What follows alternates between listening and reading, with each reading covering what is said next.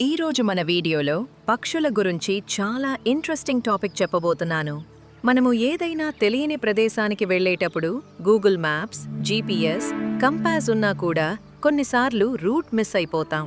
కానీ చిన్న చిన్న పక్షులు ఎలాంటి పరికరాలు లేకుండానే వేల కిలోమీటర్లు ఆకాశంలో ఎగురుతూ ఎక్కడా దారి తప్పకుండా తిరిగి అదే చెట్టు, అదే గూటికి ఎలా చేరుకుంటాయి? అవి ఏ సీక్రెట్ నావిగేషన్ సిస్టమ్ని వాడుతాయి? అవి గాలికి ఎలా తట్టుకుని గంటల తరబడి ఆకాశంలో ఎగరగలుగుతాయి? వాటిలో ఎలాంటి సూపర్ పవర్స్ ఉంటాయి? ఇలా మనకు తెలియని పక్షుల అద్భుత రహస్యాలని తెలుసుకుందాం.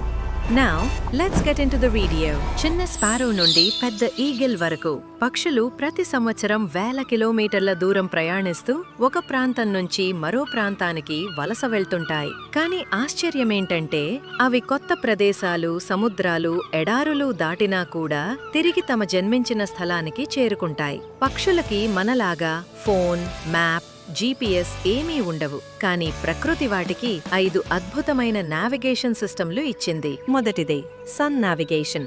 పక్షులు దిశలను తెలుసుకోవడానికి సూర్యుణ్ణి ఒక కాంపస్లా ఉపయోగిస్తాయి.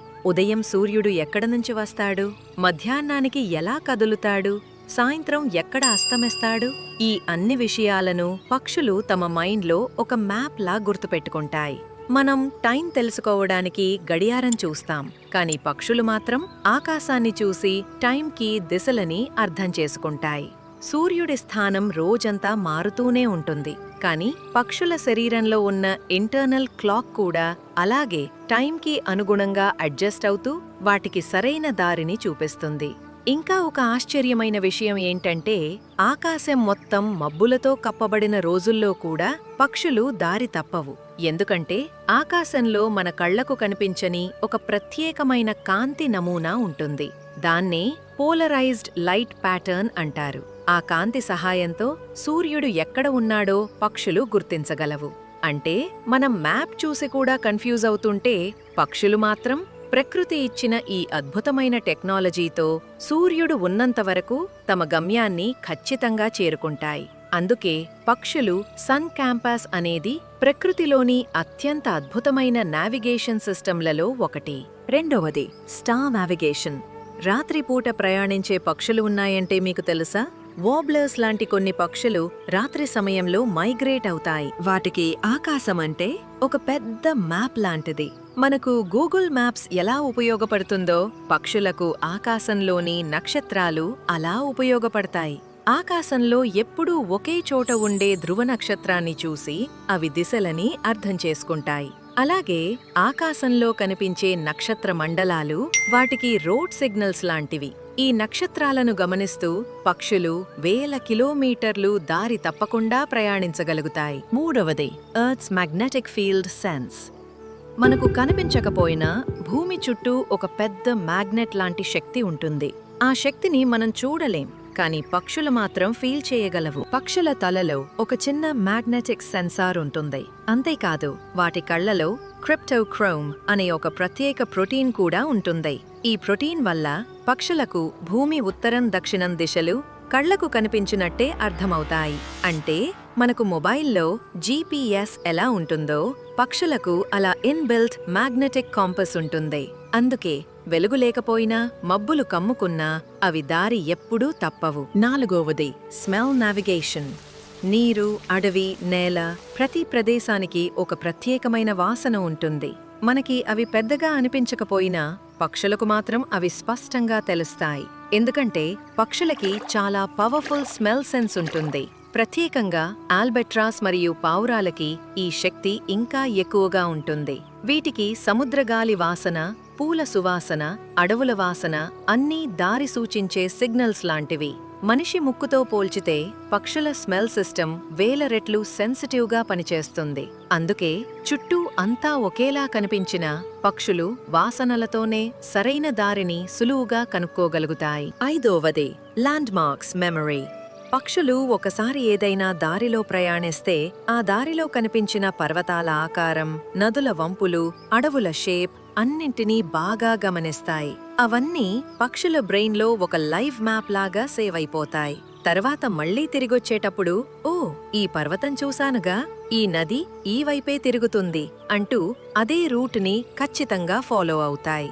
చిన్న పిట్ట అయినా సరే దాని మెమరీ మాత్రం మనిషి ఉపయోగించే మ్యాప్ కంటే కూడా ఇంకా ఎక్కువ వివరాలు గుర్తుపెట్టుకుంటుంది.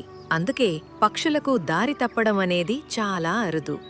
ఇవన్నీ కలిసి పక్షులను ప్రకృతి ఇచ్చిన సూపర్ నావిగేటర్స్గా మార్చాయి. ప్రకృతి నిజంగా అద్భుతమైన టీచర్ కదా. సరే, ఇప్పుడు పక్షులు అస్సలు మిస్ అవ్వకూడని మరో magic V shape flight formation గురించి తెలుసుకుందాం. మీరు ఆకాశంలో పక్షులు వి షేప్లో ఎగరటం చూసారా? అది కేవలం స్టైల్ కాదు, అది సూపర్ స్మార్ట్ ట్రిక్. దూర ప్రయాణం చేసే గూస్, క్రేన్, డక్ వంటి పెద్ద పక్షులు ఇలా వి ఆకారంలోనే ఎగురుతాయి. ఎందుకంటే ముందు ఎగురుతున్న లీడర్ పక్షి గాలిని బ్రేక్ చేసి వెనక ఉన్న పక్షులపైకి లిఫ్ట్ బూస్ట్ అనే ఎనర్జీ వేవ్ ని పంపుతుంది. అప్పుడు వెనక పక్షుల మీద గాలి ప్రెజర్ తక్కువగా పడుతుంది. దీనివల్ల వాటి శక్తి 20 నుండి 30% వరకు సేవ్ అవుతుంది. ఒకవేళ లీడర్ పక్షి అలసిపోతే వెంటనే ఇంకో పక్షి ముందుకు వెళ్లి లీడర్ పాత్ర తీసుకుంటుంది. ఈ రొటేషన్ వల్ల ఆ పక్షి గుంపులో ఎవ్వరూ ఎక్కువగా అలసిపోరు.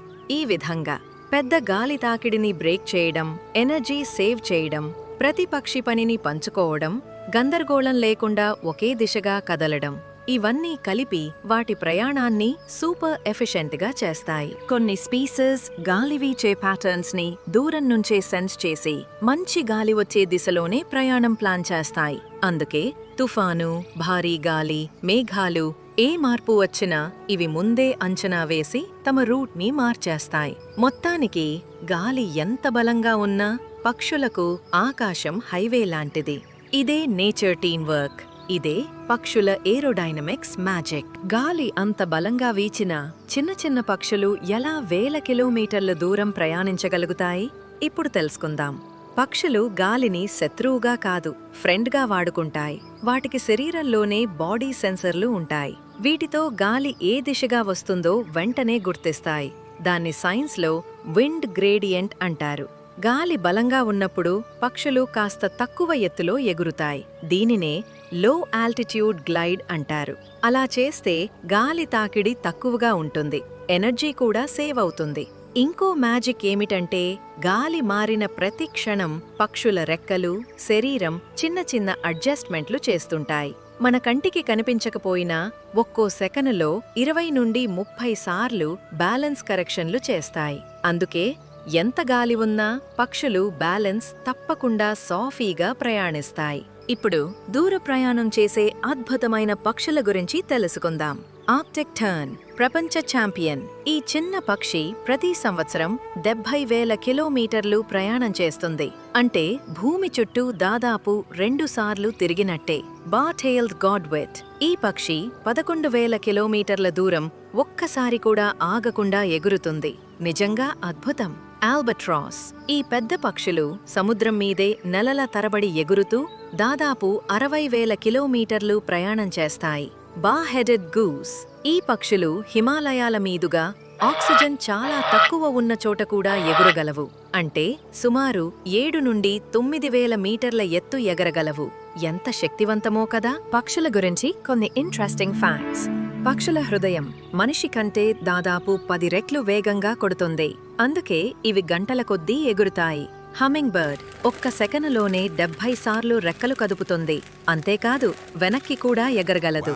పావురాలు 1000 కిలోమీటర్ల దూరం నుంచి కూడా తమ ఇంటిని ఖచ్చితంగా గుర్తించగలవు. చాలా పక్షులకు దాదాపు 360 డిగ్రీల చూపు ఉంటుంది.